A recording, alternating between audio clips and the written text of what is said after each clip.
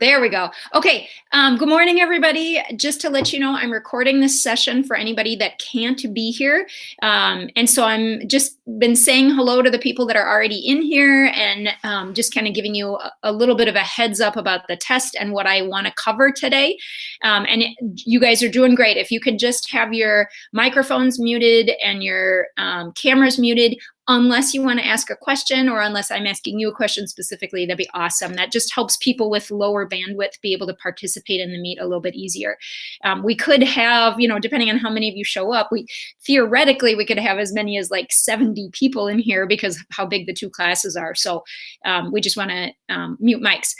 So really quickly, I've been working on this so frantically hard. I've been up till midnight, the 3 nights this week working for you guys. This is my plan right now. It happens to be Holy Week, both for Jews and Christians. It's just a lousy week to have a test on the weekend, and I'm still working out some details. So your FRQ is going to be on Monday. And the way that I'm going to do it is I'm going to do it through the College Board app. It's called the Secure Lockdown. Happy birthday, Jacques. I didn't know. It's going to be on the Secure Lockdown browser that AP Classroom has for us. And so the way that I'm going to make it work, and I want everybody to listen really carefully, the way that I'm going to try to make it work is I'm going to have 4 testing windows on Monday. We'll have one, I think this way I want to do it, one at 9 a.m., which is first block, one at 10 a.m., which is second block, one at, let's say, 1 in the afternoon, and then one more evening one. So we'll say 6 o'clock. So you have 4 times that you could log in and take your test. The test will last 30 minutes. Hi, Evan, just mute your camera, honey. We're trying to get as little bandwidth as possible for people who don't have a lot. So on Monday, I'm repeating myself, on Monday, you will have 4 testing windows. The test will be 30 minutes and you'll get cut off at 30 minutes. So I want you to practice today. I gave you a practice test for one of your assignments. It is almost identical to the test that you'll have on Monday, but I'll change numbers and words, but it's the same basic idea. So practice today and make sure that you can get your calculations. There's an FRQ with a chi-square. Make sure you can type in how you want to type in your answer for the natural selection question, blah, blah, blah, blah, blah. So today I would like to go over Hardy-Weinberg chi-square just to make sure everybody feels comfortable with it. And you can tune me out. If you're like, oh my gosh, I know Hardy-Weinberg and chi-square, I don't need it. Go do something else and then pop back in at 10:30 or so. And at 10:30, we'll do, what did I say we'd do? We'd look at cladograms and phylogenetic trees. That was that PBS evolution lab that you did. And then the last thing, maybe around 10:45, we'll take a look at, what's the third question? Oh, and natural selection and how to do your essay for natural selection. You are, number one, open note. So the test is open note. I'm going to welcome you to discuss with your classmates how you would write that essay. How would you approach writing that essay? Everybody's work needs to be unique, but you guys are welcome to talk about, for the natural selection essay, I'll go over it, but just how would you write it? But you're only going to have 30 minutes. So you need to know what you're going to write. There's not time to be looking up notes and whatever. You need to be on top of your work. You need to have a calculator at your side or ready on the computer. Ooh. It occurs to me that with a secure browser, you might not have access to a computer. We'll have to, a calculator. We might have to figure that one out, but just, okay. So I'm going to move ahead at this point. You interrupt me at any time. Actually, let's just start out. Is there a question? Do you feel like my idea of 4 testing windows on Monday works? Does that concern anybody? And I'll say one other thing. If you can't make 9 o'clock, 10 o'clock, 1 o'clock, or 6 o'clock on Monday work for you, then you're going to email me and I'm going to supervise you while you take the test at another time. But it would really help me if you were just taking it during one of those 30-minute windows. Does anybody have a question about that? Unmute your mic, and I should be looking at the chat room at the same time because maybe some of you have said something. You can, well, I only wrote, Ramatula said, can you only practice once? I only wrote one practice exam, but you can, we'll talk about it. It'll make sense. Anybody have any questions about the test? Can I move forward at this point? Yeah, KJ, Yes. is there practice to do on like AP Classroom as well? You know, sorry. That's my dog. Trixie, shush. Sorry, and this is being recorded and everything. Okay, I gotta grab her. Sorry. Trixie. Ha ha ha, this is the fun of live things. She's such a nice dog. It's a little pain sometimes. Okay, sorry. Now I already forgot what the question was. Evan, one more time, I'm sorry. Oh, I said, is there like practice and stuff to do on like Albert IO or AP Classroom and stuff? You know what? There's lots of questions that you could answer on AP Classroom or Albert IO. I'm trying to focus you on the 3 questions. Like, I am handing you the test. Is everybody clear on that? I'm handing you the FRQ. The FRQ has 3 questions. The first question is a Hardy-Weinberg with a chi-squared problem. The second question is a cladogram and a phylogenetic tree. You have to make one. The third question is an essay where you have to explain how a trait, and I'll give you the trait, it'll be different on every test. You have to tell me how a trait like an elephant's trunk may have arisen through natural selection. That's all the FRQ is going to have on it. So yes, you are welcome to look at things on AP Classroom, but I don't feel like you need to for this particular FRQ. I'm telling you exactly what's on the FRQ. It's not covered on the AP exam, so that's why I'm being a little bit more specific with you this time. Good? Does that make sense? Yeah, and for the essay, yep. Do we just have to have good reasoning, or does what we describe have to actually be the correct like pathway? It has to be the correct pathway, and I will tell you, I'll tell you why. We've done this essay with students in the past, and there's a very specific rubric that the AP readers look for. So, you're not doing this on the actual AP exam because you're only being tested on 1 through 6. But this is your last summative for term 3. And I know it's on Monday, and we're just going to put it in term 3 anyway. So anyway, it's your last summative for term 3. But there's a very specific rubric that AP has of key words and ideas that you have to say. And so that's why I really want you to go through it with me and to practice and to feel like, okay, I know how to answer this. I'm not making it up. I know what the readers are looking for when they ask me a question about natural selection. Okay? So we'll review that. But say you were to use all of those things, but you just like thought that the trait evolved because of one reason, while in reality it was actually because of a different reason. Is that like bad, or does that not really matter? No, it won't matter at all. And I couldn't care less if you're just making stuff up in that regards, but you have to show me that you understand how natural selection works.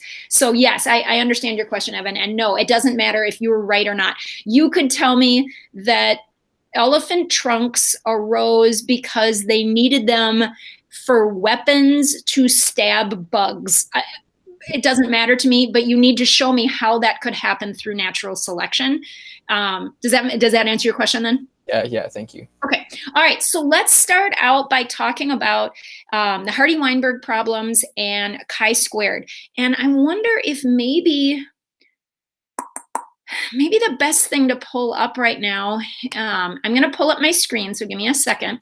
Maybe the best thing to pull up is one of the practice assignments that you have access to today.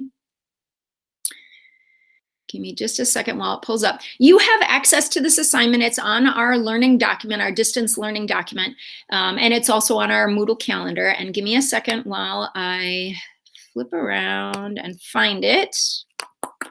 Give me just a moment, my drive, and I should have maybe had this pulled up for you already. AP Bio, you get to see how I organize everything. If only we could take that field trip. We're missing out on a field trip, you guys. It was such a good field trip. We had perfect weather for it last year. All right, natural selection, Hardy-Weinberg with chi-square. So I gave you this, so you can see it on my thing here. I gave you what's called the Hardy-Weinberg and chi-square examples, and I posted my handwritten key on it. So I spent like hours yesterday writing up a key for you guys so that you could kind of practice these if you felt like you were a little rough. So this you already have access to, and it's really good. It walks you through sort of how to do a Hardy-Weinberg problem, and then it also walks you through how to do the chi-square part of the problem. Couple things that I want to remind you of. So with a chi-square problem, the purpose of the chi-square is to just make sure that you know if the variations that you're getting in your results are due to random chance or whether you can consider them significant. And so we say, I'm going to see if I have it right here. We say that your null hypothesis, you always have a null hypothesis with a chi-square, and the null hypothesis says that the results are due to random chance. So if you have, I'll give you an example. If you have a population of, I think this is one of the examples, if you have a population of starfish, normally they have 5 legs. But there's a few that have 6 legs. So you look at that population and you count how many have 5 legs and how many have 6 legs 1 year.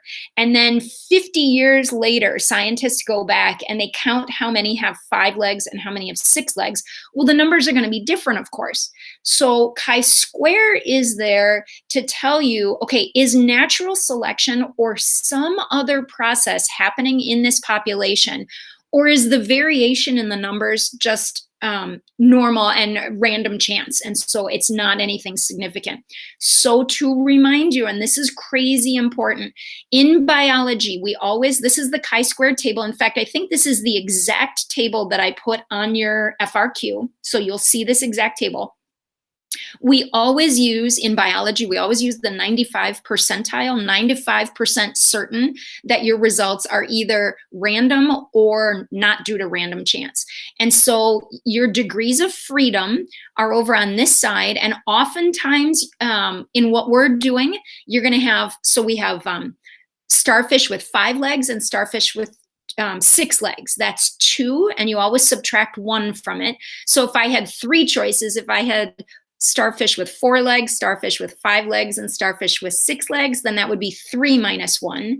This one is just starfish with 5 legs and starfish with 6 legs. So it's 2 minus 1. That determines your degrees of freedom. It's however many variations you have minus 1. That's your degrees of freedom. And then you look in the 95th percentile column. And so your critical value for that problem is going to be 3.841. And if you calculate a chi-square, and I thought of this the other day, and maybe some of you already thought of this. If you calculate a chi-square that is higher than 3.841, so let's say your chi-square is 10.82, whatever, then we say you reject the null hypothesis. Now, if you're like me, I forget which direction is reject and which direction is accept. So if you need a little crutch, this was the crutch I thought of. If it's to the right, you reject. So if the number is higher, notice all these numbers to the right are higher. So if it's to the right of your number, then you reject. If it's a lower number than your critical value, then you accept the null hypothesis. Then you say, nope, no natural selection is happening. Nothing's changing in this population between these samples that we took. Okay, does anybody have any questions just about that part right there? How are you feeling about like the critical value and rejecting and accepting? Do we have to elaborate what rejecting or accepting the null hypothesis means, or do we just have to say whether it does or not? So I have to think about that really quickly because I haven't written the exact words. I really like this worksheet that I pulled up. Is this the one now? I forget. Oh, crap. Where'd I put that? There we go. This worksheet that is a review worksheet that you guys have, it asks right down here, I love question number 5. So it says, question number 1, after you've done your rejecting or your accepting. So in this case, I will tell you that you reject the null hypothesis on this problem. You reject the null hypothesis and you say that something's happening. So it says, given that the current mutation rate is 0 and there is no natural selection excuse me, acting on these starfish. So that means you've rejected the null hypothesis, but something is going on. What is this random change in allele frequency called? And in that case, that's an example of genetic drift. And down below it says, what is the complete loss of an allele called? And that's called the bottleneck effect. So I might ask you like a little word question there, but for the most part, you're going to need to tell me whether you accept or reject the null hypothesis and whether it's due to, whether you're telling us that that's due to natural selection or not. I don't know if I said that very well. Hopefully you followed that. Okay, so a couple other things I want to say about chi-square, and you can interrupt me. I'll check the chat room once in a while too to see if anybody's got questions over there. But if you're like, KJ, I don't remember the first thing about chi-squared, I linked 2 videos on today's distance learning. So the first video is the one we actually, I don't know if Williamson watched it, but I know that KJ's class watched it, my class, from Bozeman Science, where he reminds you how to do a chi-square, and I'll do one right now. But and then there's one from Khan Academy that also reminds you how to do a chi-square problem, so that you guys feel comfortable with chi-squared. And then I wrote an answer key to this. I can show you my answer key so that you can see how I kind of worked through some of these problems. And I tried to make some notes if you were having trouble reading my writing or understanding where I was going. So like, look at this. This was problem number 1.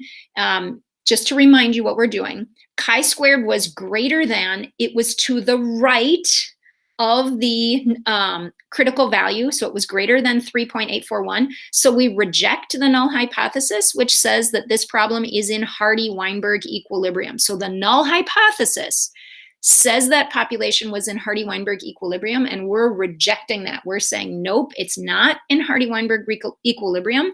Therefore, this population is evolving, and that's due to one of these 5 situations. Something in this population is going on. Either there's natural selection, gene flow, which would be due to migration, genetic drift, new mutations, or there's a small population. So if you reject the null hypothesis, you're saying that the population is evolving. Okay, so let's take a look at how I solved this problem really quickly, just so you see how you could do a chi-squared with a Hardy-Weinberg at the same time. I'm going to check my timing here. Okay, so for this particular problem, let's hop back to the other. Let's see if I can open these on 2 separate windows. I'm gonna open again. Give me a second. That way we can hop between 2 different windows and have them open at the same time so you can see them. If you might, while you're waiting on me, you might want to open up this particular problem, this particular worksheet, and be taking a look at it, and then you can ask me questions as we go, and I'll just have it up on the screen as well. Hardy-Weinberg chi-square, and these are the actual problems. I heard somebody pop in. Did somebody just show up? Oh, give me a second. I see a couple questions in the chat room just while we're talking. Thanks, Becca. It got moved to Monday. The test is going to be on Monday. There's 4 testing times, and 9, 10, 1, or we said 6, right? 6. And if you can't make one of those testing windows, let me know. And you have to do it on your secure browser. So make sure that your secure browser is working, and let me know right away if it's not. We'll figure something else out for you, but I just need to know that. Okay, Emma, yes, you will be given the table, and yes, you get the chi-squared equation. I wonder, it just takes up space. I was wondering if you guys could have your own chi-square equation available. You always get equations. AP gives you equations, so you don't have to memorize anything. And this is open note. This whole thing is open note, so you should be able to do it on your own.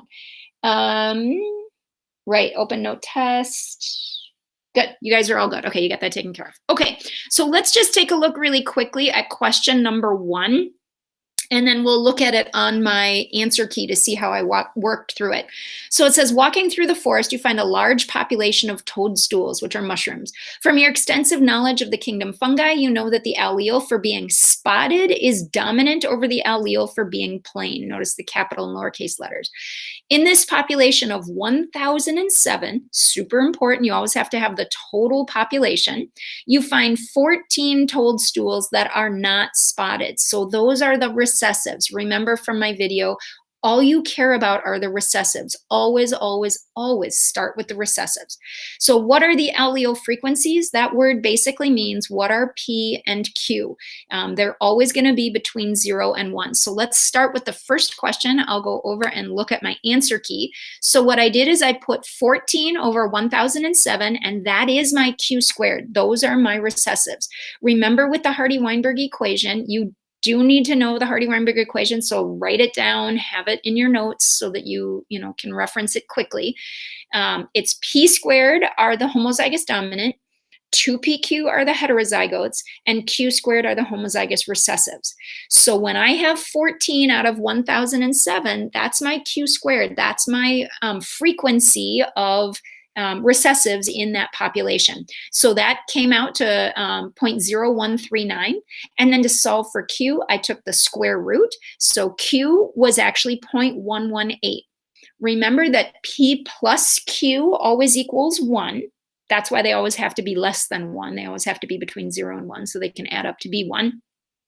So it says P plus Q is 1. So to figure out what P is, we just do 1 minus Q, and that gives us P. So now we have the allele frequencies for P and Q.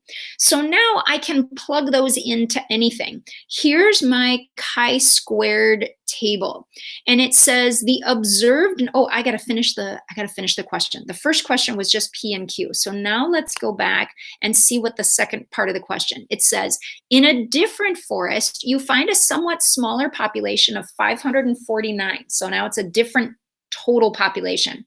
Through genetic testing, you determine that there are 308 homozygous spotted, 206 heterozygous, and 34 homozygous plain stools. So I'm thinking to myself, well, the 34 are my new Q squared. Those are just things that are occurring to me. The homozygous spotted would be P squared, and the heterozygotes are the 2PQs. Those are things that are occurring to me as I read the question. And then it says, is this what you expected?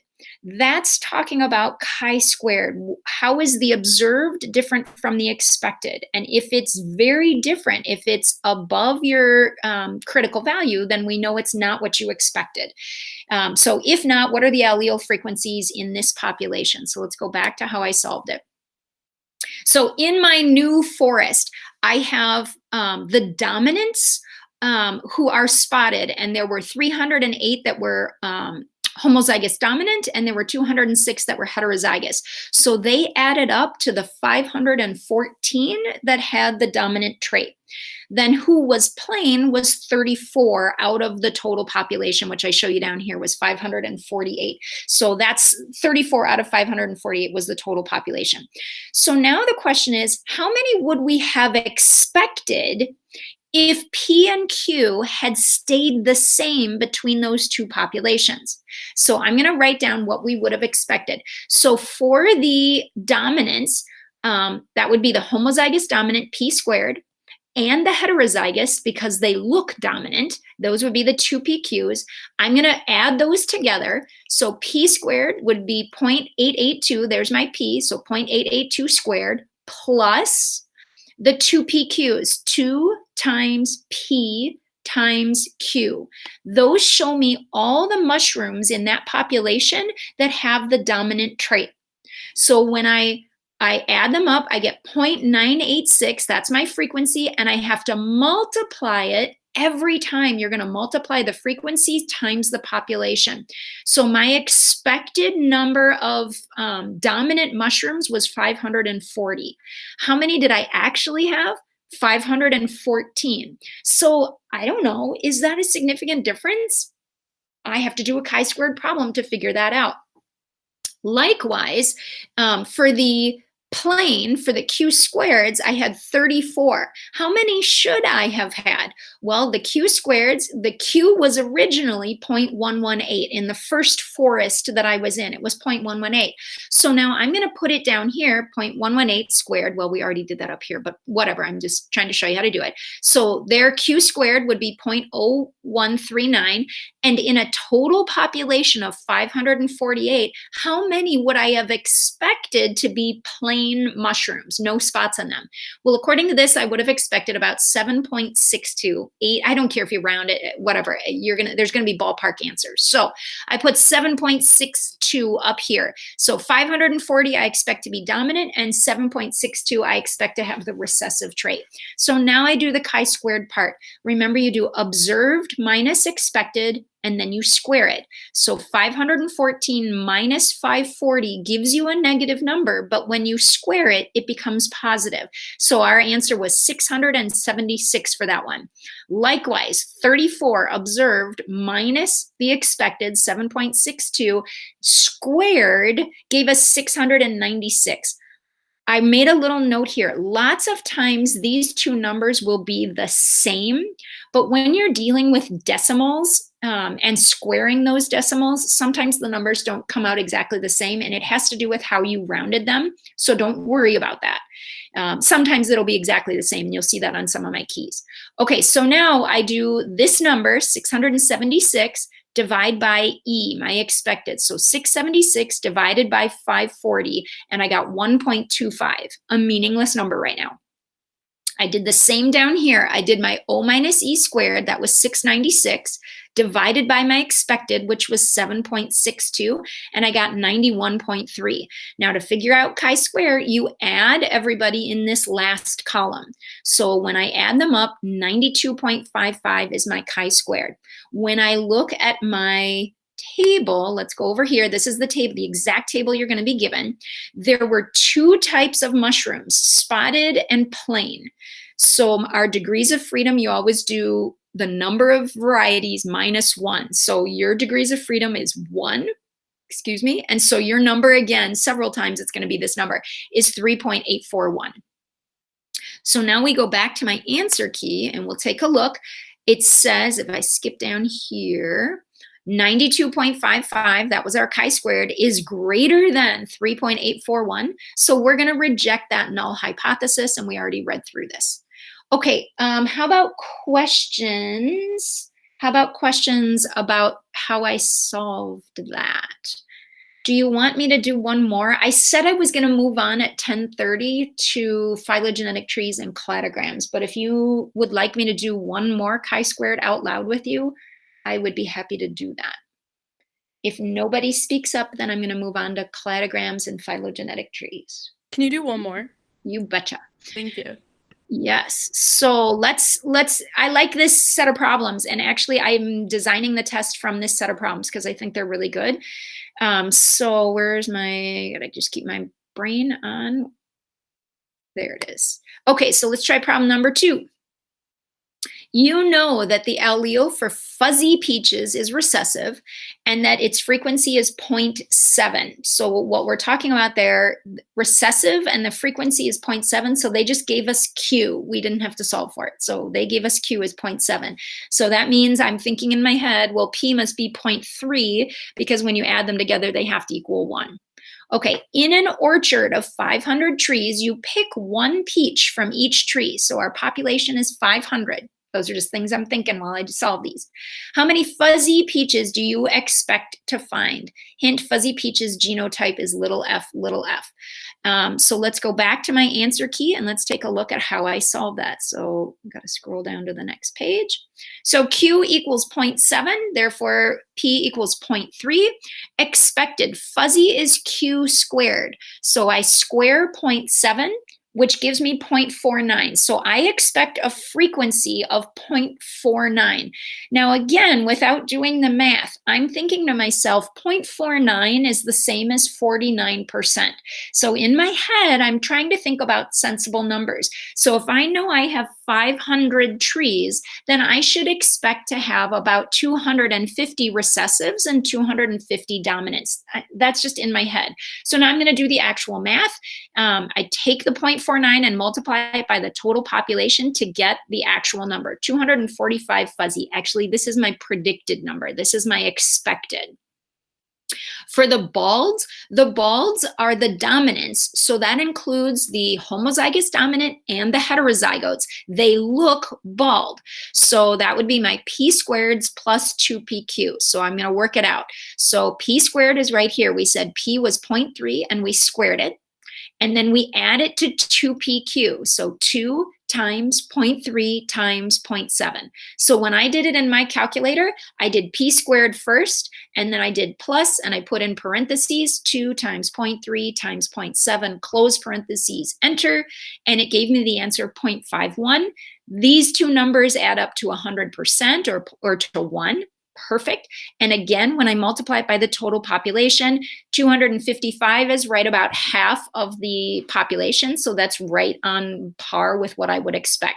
So those get entered as my expected. I didn't actually observe them. I expected that we would have this many peaches from that grove of 500 trees. So now I'm assuming, I got to go back and read it. I'm assuming they're going to tell us how many they actually observe. So let me get to the right tab. Okay, so it says you count 250 fuzzy and 250 bald. Okay, so that's right on par with what I was kind of estimating. So let's do the chi-square and see if it actually works out correctly.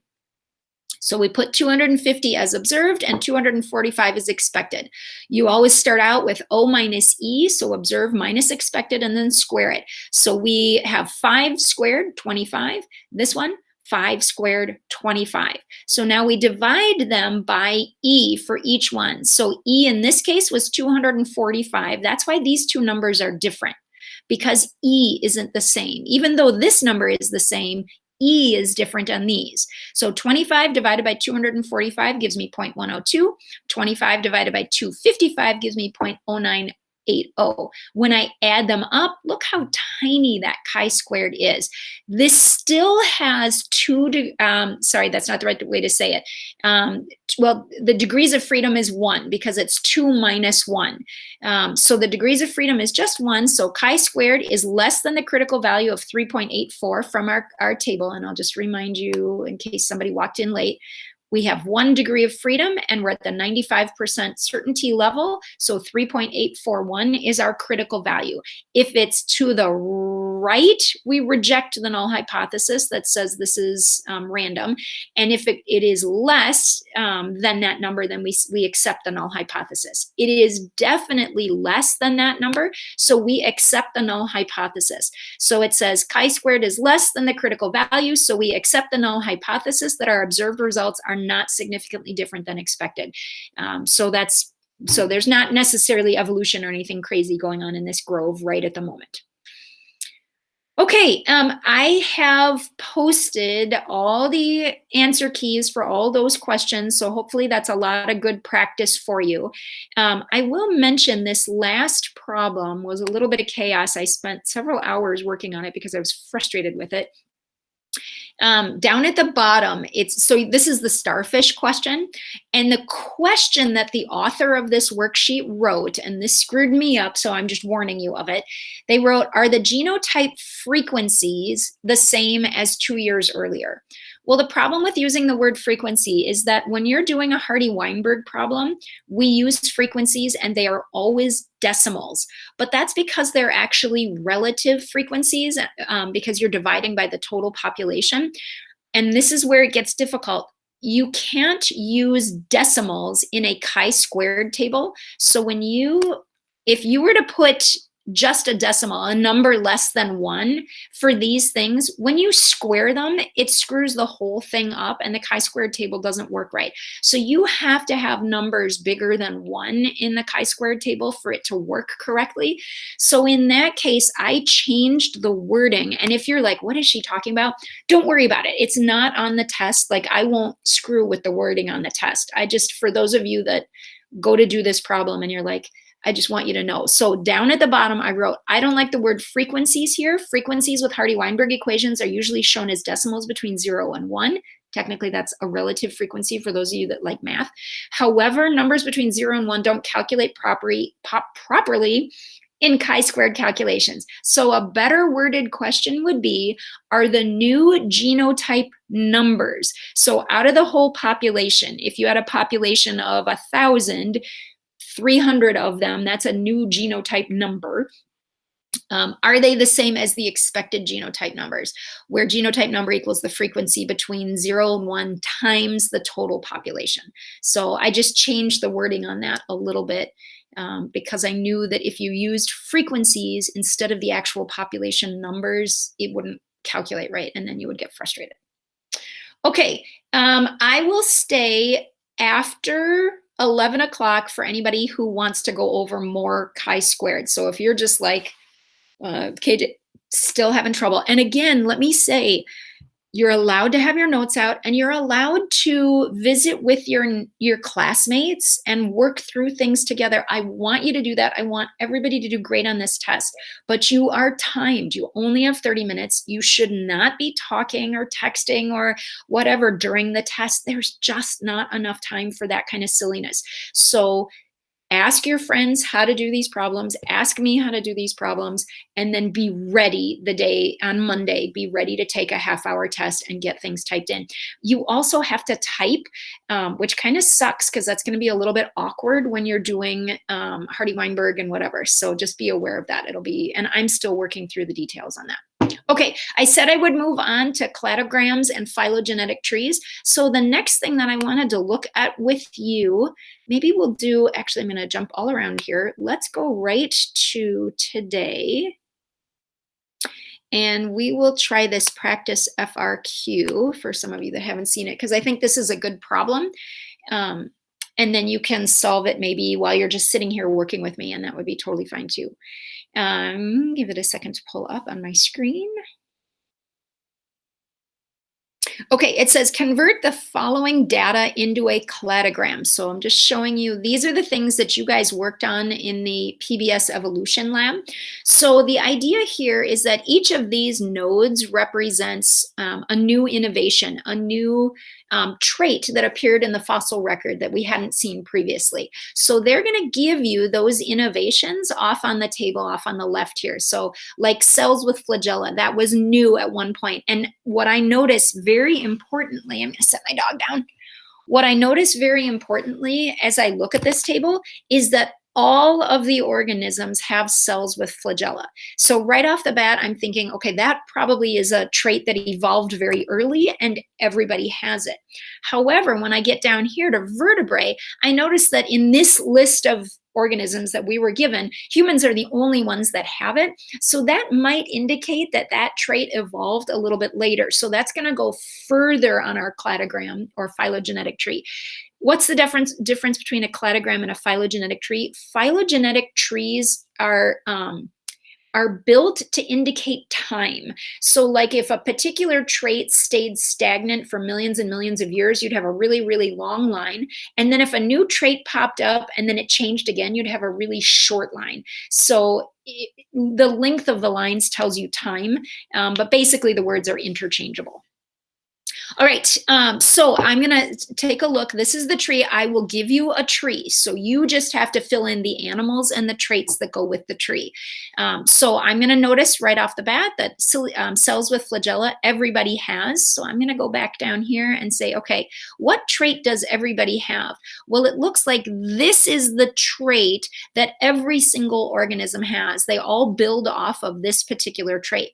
And I notice, without looking at the table, I notice that there's one outgroup here that's the only trait they have is the cells with flagella. So I'm going to go back up here and say, well, okay, who is, oh, well, sponges are the only ones that have just that trait that's listed on this particular cladogram. So I know that sponge is going to go down at the very bottom. So that's going to be my first animal. Feel free, if you guys are hopping around on tabs or something, that's great. Go ahead and be solving this with me. You need to do it on Cami in order to be able to solve it, I think. Oh, no, you can solve it on a document. You can just type right on top of it. I think, I don't know. Maybe I didn't make it. So you would have to make a copy. That's what it is. You have to do file, make a copy in order to be able to type on top of it. So do whatever you want to. So now I'm looking back up at the data table here, and now it's just sort of a process of elimination. Who has what traits and where are they coming in? So this particular data table is organized pretty nicely. I see that the jellyfish have 2. I see the flatworms have 3. I see the earthworms have 1, 2, 3, 4, 5, 6. So things are going to get a little bit trickier with the earthworms. But I can assume that the jellyfish and flatworm are probably going to come next. So let's take a look.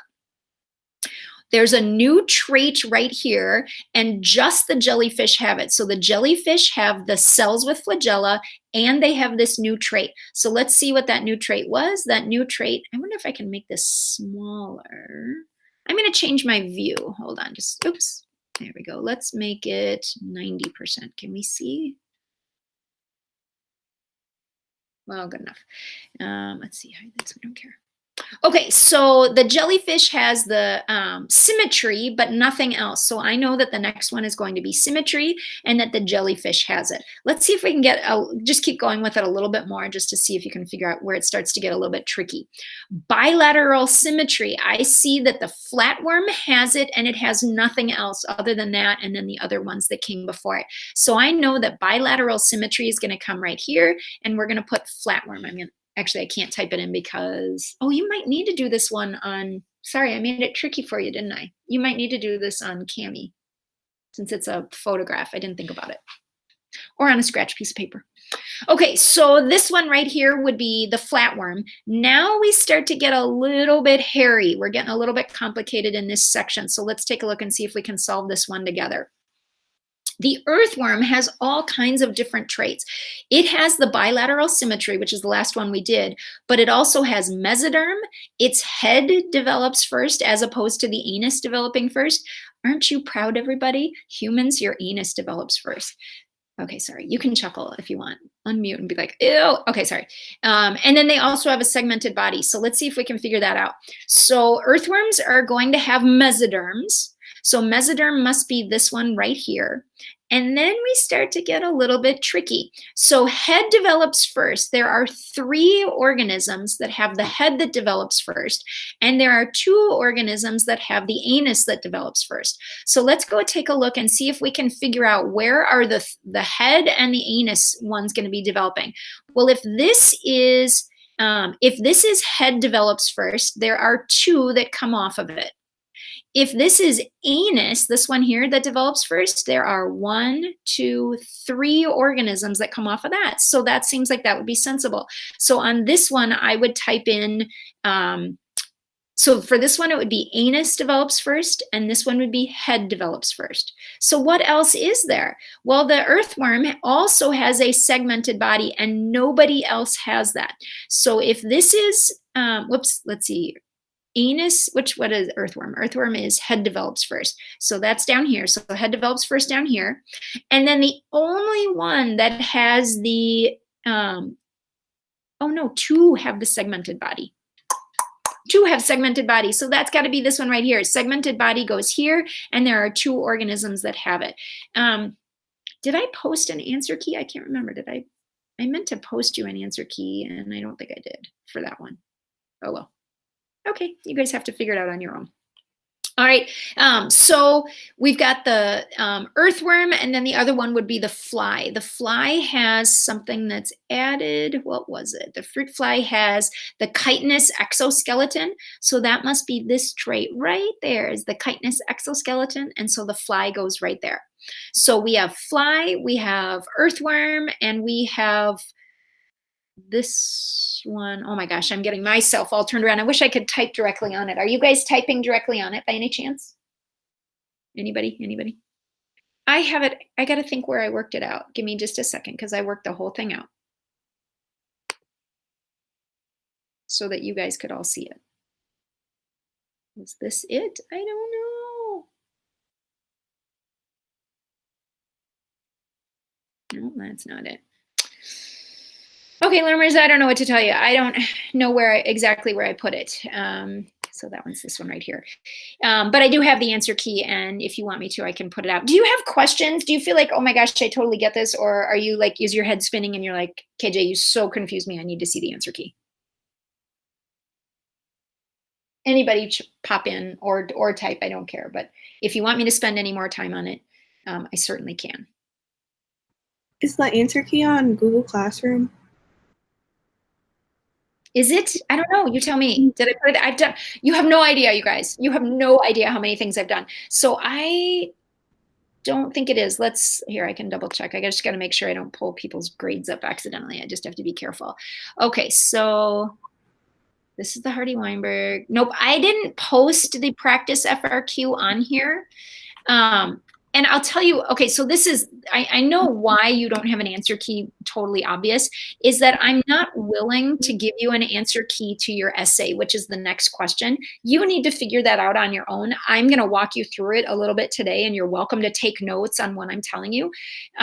But I didn't wanna just post an answer key because this basically is your test. So you gotta figure this stuff out kind of on your own. The cladogram will be a little bit different, but it'll be the same, same kind of idea. You'll have a table like this. You'll look at, okay, who has ever, what trait does everybody have?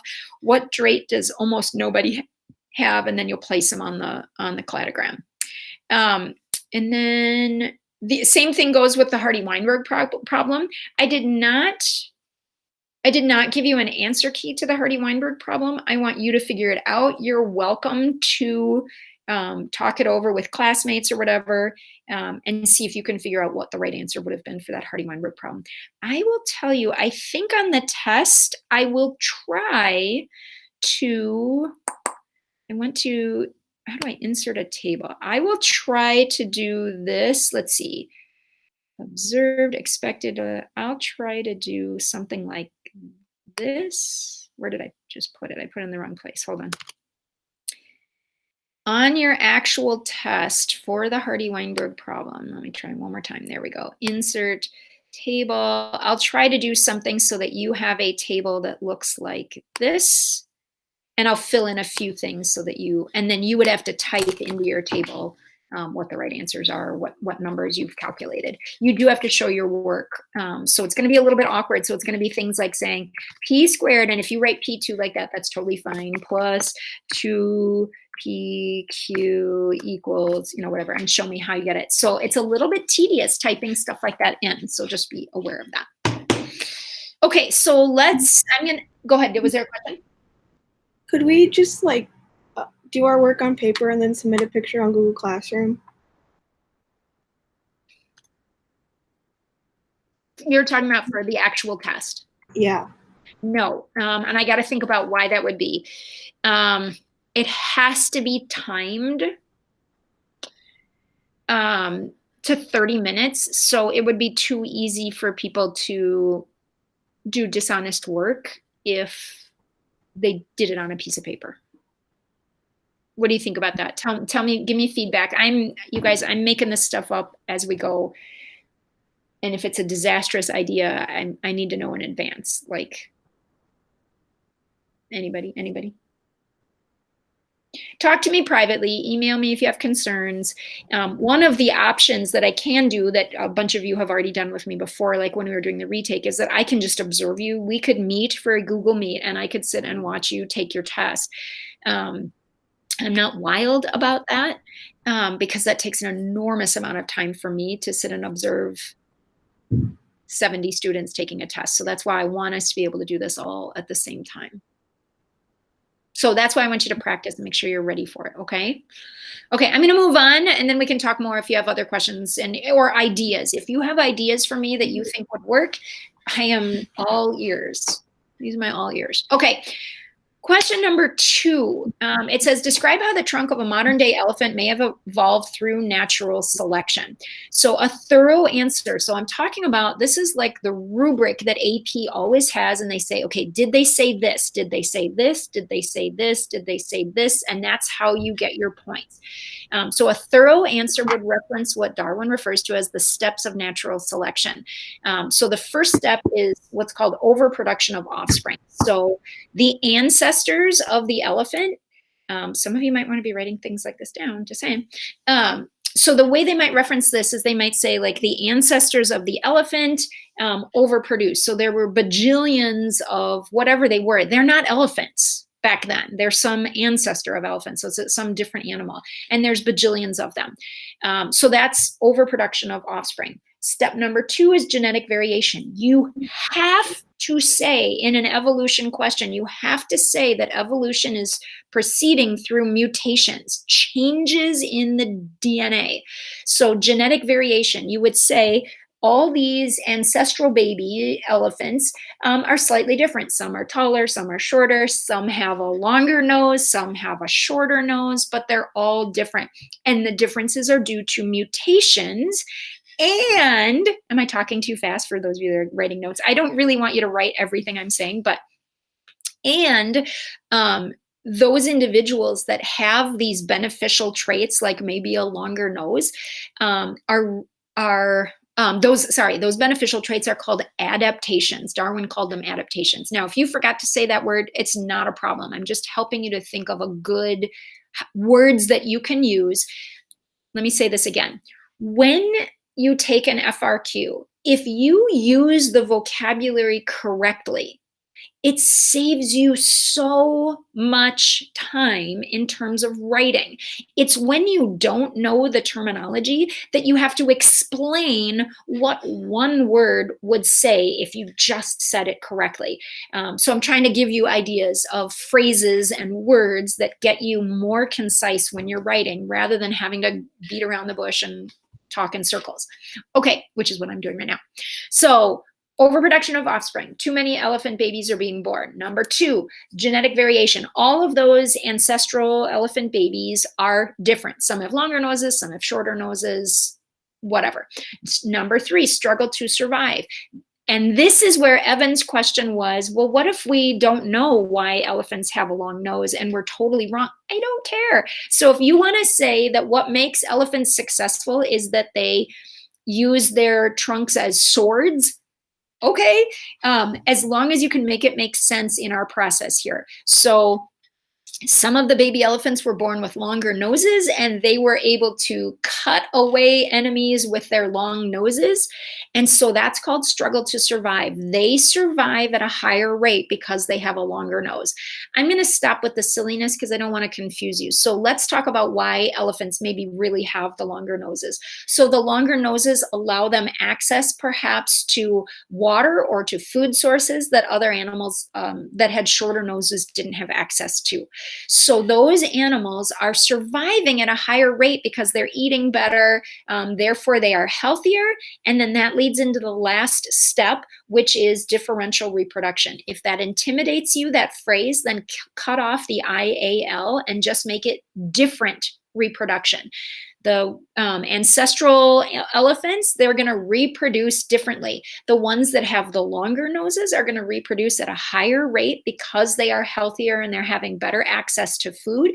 They don't have to spend as much time in their lives trying to get food. And so they have more time and better health for having babies. So they're going to leave behind their DNA at a higher rate. And then those traits are going to get passed on to future generations at a higher rate than the ancestral elephants that had shorter noses. They're not going to survive as well. They're not going to pass their traits on as well. And so not as many in the future are going to get those short nose traits. Okay, so now I just talked a whole lot. How can you make that an efficient essay? You just get to those 4 points. So the ancestral elephants overproduced. I'm going to say it faster than you actually probably should write it, but all of those overproduced babies were genetically different. Some of them had useful variations like a long nose and others did not. They had to struggle to survive. They had to compete for food, and the ones with longer noses survived better than the ones with shorter noses. That meant, step number 4, that they reproduced differently. The ones with longer noses had more babies and passed that trait on more often than those that had short noses that didn't survive and didn't reproduce as well. Okay, do you feel like you have an idea of how to write? So I could pick any trait. I could say, why zebras have stripes, or I could say why cheetahs are so fast, or I could say why whatever, some other trait. Trying to think if there's other traits that I could think of off the top of my head, but whatever. So each test is going to have a different trait, but it's the same essay every time. Any questions about writing that essay? Do you feel like you kind of know how to do it? Do we have to like explicitly say like each step? Like the first step is like overproduction of offspring, or like how should we word it? really can't recommend enough. Yes, because then you're not going to skip one of the points on my grading rubric. If you are anal retentive about just being like, and honestly, you guys, if you were to tell a person who doesn't know what evolution is, if you were to have that conversation with them, evolution is super complicated to explain without screwing it up. So if you remember those 4 things and you explain it that way, you are concise and you are accurate. The moment that you start winging stuff and start trying to put it in your own words, that's when you start getting convoluted. And I'm looking at my rubric and I'm like, well, they didn't actually mention genetic variation. They just said that they're different, but they didn't tell me that that was actually due to changes in their DNA. By saying the word genetic variation, you're telling me it's changes in their DNA. So just, I recommend that you really stick to that, that outline, because I think you're not going to miss an important point there. What do you think of that? Any other? That was a super good question, Peyton. KJ, what's the fancy word for the last step? Differential reproduction. Okay, thank you. So yeah, and you can just say they reproduce differently, and I would completely accept that. But you have to explain what that means, reproduce differently. It means that the ones that have the better traits are surviving better and leaving behind more offspring, and the ones that have the not as good traits are not reproducing as well. How we do? You feel good about that? And can you write this? So you need to do a cladogram, you need to write this essay, and you need to do a Hardy-Weinberg chi-squared problem in 30 minutes. So that's really why I want you to be organized ahead of time about what you want to say in your essay. You've got this down. Your notes are right next to you, whatever you want to do, so that you feel like you can be like, okay, I know what I'm going to write. She's going to give me a different animal, but I know how to organize this, because it's the same no matter what the trait is. It doesn't matter. That's sort of the genius behind Darwin's idea, is he's saying this happens the same way in all kinds of things. So here's one little thing that I just threw out. I don't know if I'll offer extra credit on the test, but I'm not going to say the answer to this, and I will let you guys talk it over with each other. But now describe how the trunk may have evolved through sexual selection rather than natural selection. So natural selection says that the trait offers them a survival advantage. But think about the peacock's tail. That tail does not give them a survival advantage. Exactly the opposite. That tail is big. They have to feed their tail, so they have to eat a ton of extra food in order to grow a tail like that. They're obvious to predators, and they don't fly as well. So you can't explain the evolution of a peacock tail through natural selection. It doesn't work. So that's why sexual selection is what explains why a peacock's tail has formed, or why the giant antlers on moose have formed. That's sexual selection. So what if the evolution of an elephant trunk was in fact not due to natural selection? It didn't give them an advantage, but it was actually due to sexual selection. How could that have evolved? And so I'll let you think that through. You can access the internet and figure things out. Nobody's going to tell you that an elephant trunk arrived through sexual selection, because it didn't. But you can figure out what sexual selection says, and then see if you could come up with an answer for something like that. And then here's our last question. This is the Hardy-Weinberg chi-square problem.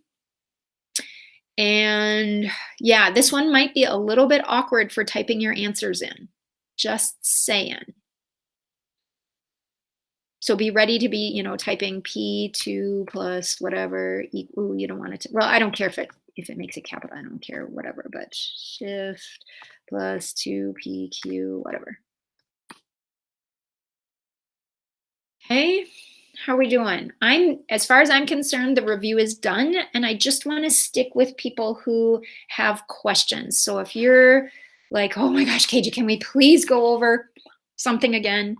I'm here to help you with that. Okay, so does anybody have any last, oh, Jacques left, I see, and I was gonna wish him another happy birthday, but does anybody have, can we be done with the presentation? I could even stop recording maybe. Yep, I see lots of you going, that's awesome. Okay, I'm gonna go ahead and stop the recording right now. And then I can just talk to those of you that still want to review with me. Give me a second. I don't know where my presentation is. Where did I put it? Oh, I know where it is. Nope, I don't know where it is. Where's my presentation? Come back. There it is. Okay, sorry. And now I'm going to stop recording, I think. Stop recording. There we go. Okay. So we're going to stop recording.